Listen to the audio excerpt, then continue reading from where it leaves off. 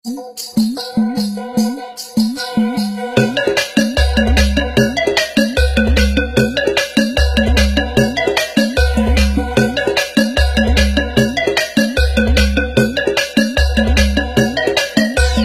শোনেন শোনেন দেশবাসী শোনেন দিয়া মন, নোয়াখালীর কথা মোরা করিব বর্ণন। বুলুয়াতে নতুন একটা খাল খনন হয়, সে খালেরই নামে এখন নোয়াখালী কয়। নোয়াখালী এমন জায়গা যার তুলনা নাই, সুরে সুরে কিছু কথা আপনাদের জানাই। নোয়াখালী ভাষা শুনা পরান দূরে যায়, পানি রে হানি কইয়া মধুর মতো খায়। নোয়াখালী ভাষা এখন বিশ্বব্যাপী হায়, বিদেশিদের মুখে শুনি হায় কিছি ভাই। বিদেশিদের মুখে শুনি হায় কিছি ভাই।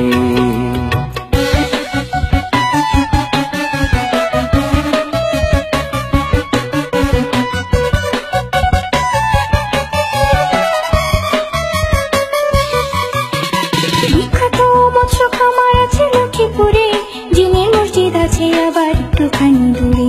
ফেনী গেলে পাইবেন আপনি মুড়ি প্রজেক্ট খাই, বিজয় সিংহ দিঘিও আছে যার তুলনা নাই।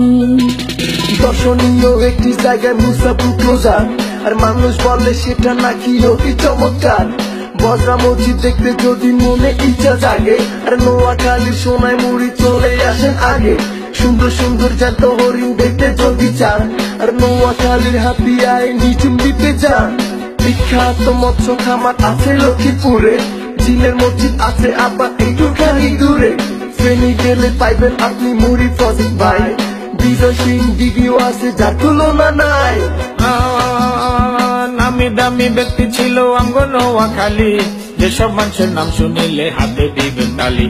তাদের মধ্যে অন্যতম জহির রায়হান, বীর শ্রেষ্ঠ রুহুল আমিন রাখছে দেশের মান। ভাষা শহীদ আব্দুল সালাম আমগো এলাকার, সেলিম আলবিনের মতো আছে নাট্যকার। অভিনেতা এটিএম শামসুজ্জামান, সংস্কৃতিতে আছে তাহার অনেক অবদান।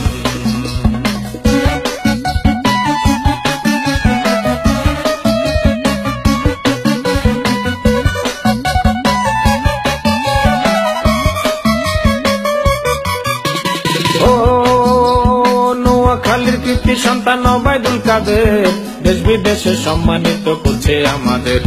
সোনার ছেলে ব্যারিস্টার মওদুদ আহমেদ, সবার উপকারে আসে নাই যে ভেদাভেদ। সবার উপকারে আসে নাই যে ভেদাভেদ। পরিশেষে ছোট্ট একখান অনুরোধ জানাই, নোয়াখালী টিভির দিকে নজর রাখেন ভাই, একটাও প্রোগ্রাম যেন মিস না হয়।